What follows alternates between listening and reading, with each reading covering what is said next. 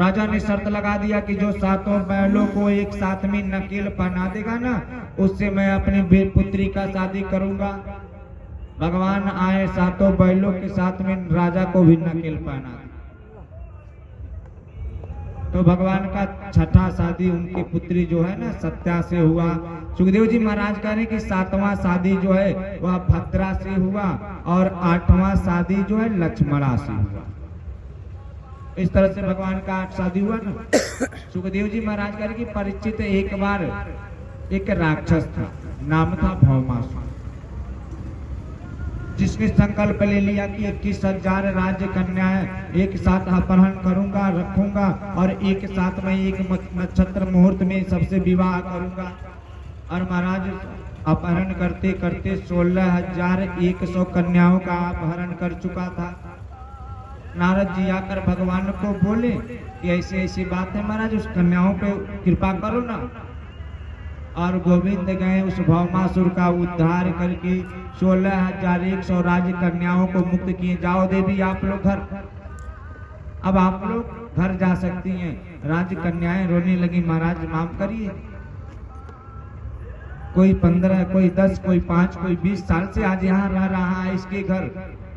शास्त्र कहता है महाराज लोगों को मानना है कि अगर सुबह का भटका महाराज भूला शाम को घर आ जाए तो उसे भूला नहीं कहते, लेकिन यहाँ तो सुबह नहीं बरसों का भूला है हम लोग।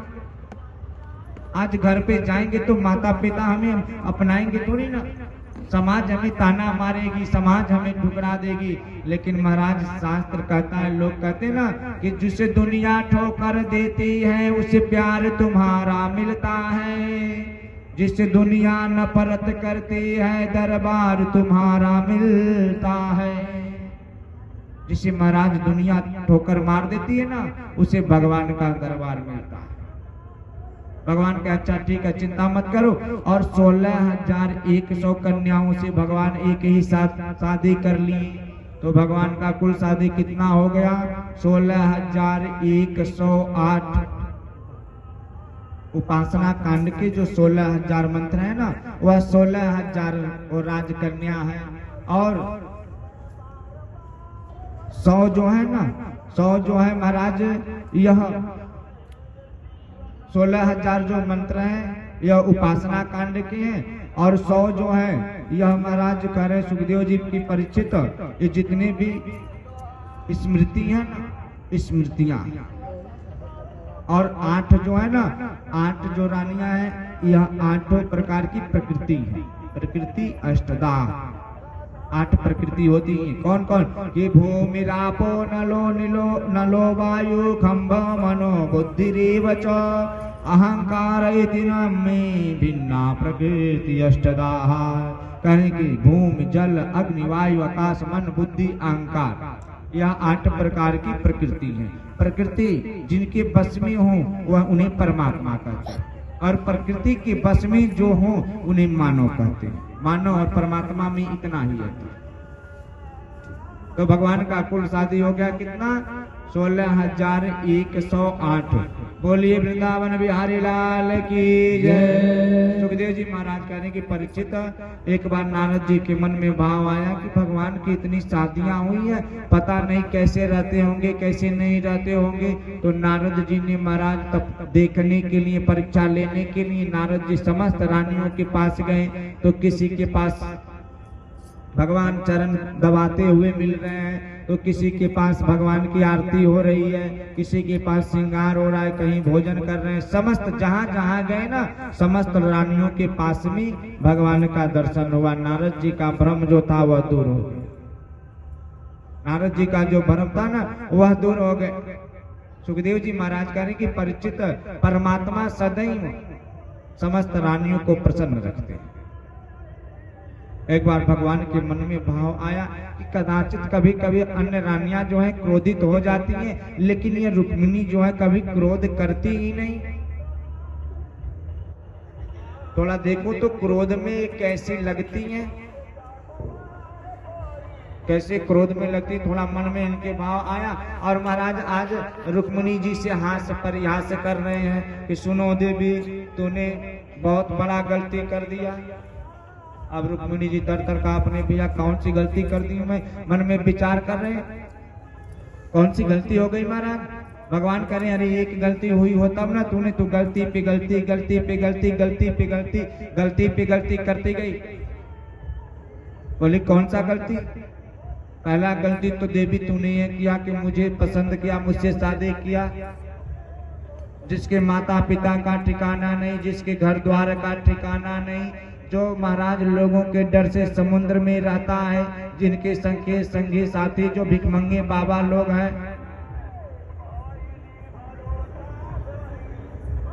चारों तरफ से कह लिए ना, रुक्मिणी के मन में थोड़ा भी वो नहीं हुआ, कहे कोई बात ठीक है। अंत में आज भगवान कहे कि सुनो देवी, अभी भी बहुत बड़ी बात बिगड़ी नहीं है, आप अभी भी आप चाहो ना तो आपकी शादी महाराज अच्छे से हो सकता है, शिशुपाल से हो सकता है। भगवान ने जैसे कहा ना, माता जी आज रुक्मिणी मूर्छित होकर गिर पड़ी, भगवान उठाए, एक हाथ से चवर डुला रहे हैं, एक हाथ से सहला रहे हैं, दो हाथ से उठाए। अरे देवी आपको कष्ट हुआ, दुख हुआ। बोली कि ना महाराज दुख काहे को होगा, आपने सच कहा कि आपके कोई माता पिता नहीं है। तो प्रभु एक बात बताइए, सारे दुनिया के माता पिता आप हैं, तो आपके माता पिता कौन हो सकता है। आपने कहा महाराज कि मैं लोगों के बीच में नहीं रहता, सागर में रहता। तो सत्य है प्रभु, जिस शरीर में अहंकार मद लोभ ईर्ष्या इत्यादि होता है ना, उस शरीर को त्याग कर प्रेम रूपी सागर में आप जाकर वास करते हो। आप कहते हो प्रभु कि आपका रूप, आपका नाम अच्छा नहीं है, आपके माता पिता का ठिकाना नहीं है। प्रभु आप कहें कि मैं सांवला हूँ, आपको सुंदर राजा मिल जाते हैं, तो प्रभु सही है। अगर आप सांवले हैं तो वृंदावन में कहते ना कि नंद लला यदि होते छरी, नंद लाल यदि होते छरी तो महाराज गलन कट जाते करोड़न। अगर तो कन्हैया अगर तो छोरी होती ना, होता ना, तो पता नहीं कितने लोगों का गला कट जाता। तो काला है तो महाराज आप काले हो तो इतने सुंदर हो, अगर गोरे होते तो क्या करते। आपने कहा महाराज कि आपके शिष्य जो है भिखमंगी हैं प्रभु। तो मैं एक बात बता दूं, राजा किसे कहा जाता है, धनवान किसे कहा जाता है। गोपियां करें, रुक्मिणी जी करें कि राजा किसे कहा जाता है महाराज। धनवान तो वो होता है महाराज जो भगवान के नाम का धन पाए, कि कबीरा सब जग निर्धना, धनवंता नहीं कोई, अधनवंता सोई जानियो, जाको राम नाम धन हो। महाराज सबसे बड़ा तो धनवान वही है जिसके पास राम जी नाम का धन है। मीरा जी ने कहा कि पायो जी मैंने राम रतन धन पायो, पायो जी मैंने राम रतन धन पायो, पायो जी मैंने राम रतन धन पायो, पायो जी मैंने राम रतन धन पायो, पायो जी मैंने राम रतन धन पायो। वस्तु अमोलक दे मेरे सतगुरु, वस्तु अमोलक दे मेरे सतगुरु, वस्तु अमोलक दे मेरे सतगुरु, वस्तु अमोलक दे मेरे सतगुरु। मेरे का जन्म गवायो, पायो जी मैंने राम रतन धन पायो, पायो जी मैंने राम रतन धन पायो, पायो जी मैंने राम रतन धन पायो, पायो जी मैंने राम रतन धन पायो। बोले महाराज, बोले बाकी बिहारी लाल की जय। बोलो बोलो हमसे।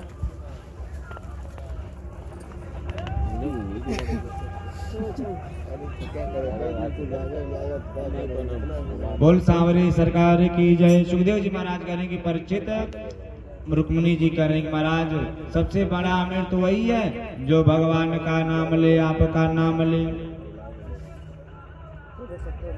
जितने भी प्रश्न भगवान किए थे ना सब का उत्तर दे दी, लेकिन क्रोध नहीं किया।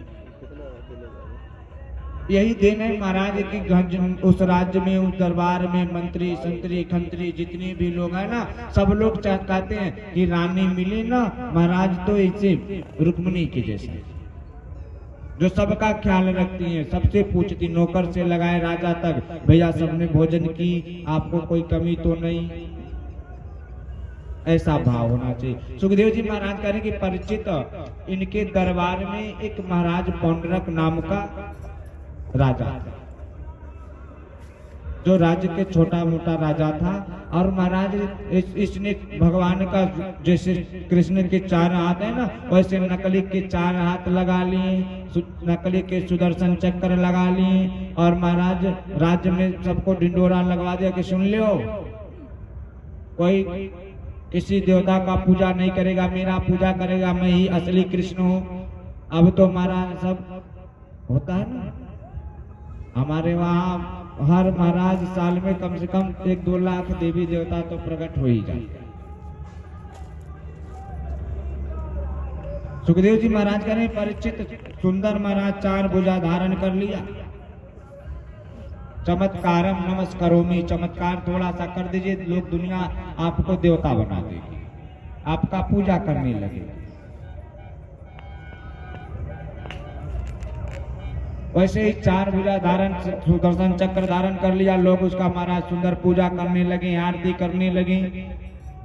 सुखदेव जी महाराज कहेंगे परिचित नारद जी आकर बताएं, और नारद जी के कथना अनुसार महाराज भगवान गए और उस पौंडरक को उद्धार किया, अपना स्वयं का पद दिए। सुखदेव जी महाराज से परिचित ने प्रश्न किया महाराज ऐसा क्यों, जो भगवान की पूजा को रोक दिया, स्वयं भगवान बन रहा है, उसे भगवान मुक्ति कैसे दिए, वो तो नरक में के योग्य था। सुखदेव जी ने कहा सुनो विचार करो, कितना दिमाग लगाया होगा, कितना चिंतन किया होगा, तब भगवान के जैसे अपने को बनाया होगा। आखिर बिना भगवान का चिंतन किए तो अपने आप को भगवान के जैसा नहीं बना सकता ना। अब मन में महाराज हाथी का फोटो बसा है, हाथी के चिंतन कर रहे हो, और मनुष्य का फोटो कैसे आप बना सकते हो, नहीं बन सकता है। जिस चीज का छवि बनाना है ना, उसका चिंतन करना पड़ता है। सुखदेव जी महाराज करेंगे परिचित, इसीलिए भगवान का मानो बताना चाहते हैं कि कम से कम मेरे जैसा बनने के लिए कितना मेरा चिंतन किया होगा, इसलिए मैं इसे मुक्ति दे दिया हूँ। सुखदेव जी महाराज कह रहे हैं कि परिचित इस तरह से भगवान अन्यत्र लीलाएं की, और पांडव जो है ना, पांडव लोगों को विजय श्री दिलाए। और जैसे पांडवों को विजय श्री मिला ना, पांडव लोग महाराज आज राजसू यज्ञ करने जा रहे हैं, विजय घोष करने जा रहे हैं कि विश्व विजेता हम लोग हो गए। भगवान आ गए, क्यों आप लोग विश्व विजेता हो? बोले हाँ महाराज मैं विश्व विजेता हूँ। पांडवों से भगवान ने कहा अच्छा अगर विश्व विजेता हो तो एक बात बताओ, आप दक्षिण के राजा को जीत लियो। पांडवों ने कहा महाराज दक्षिण के सारे राजाओं को जीत लिया हूँ, लेकिन सिर्फ एक नहीं जीता हूँ। कौन? तो महाराज जरासंध। भगवान ने कहा जब तक जरासंध को आप नहीं जीत लेते तब तक आप विश्व विजेता कैसे होगे? चलो उसे भी देखते। और भगवान आज बलराम, कृष्ण और महाराज भीम, अर्जुन तीनों लोग गए और जाकर उसी महाराज जो है ना जरासंध के दरवाजे पर जाकर ब्राह्मण का रूप लेकर अलग जगाए।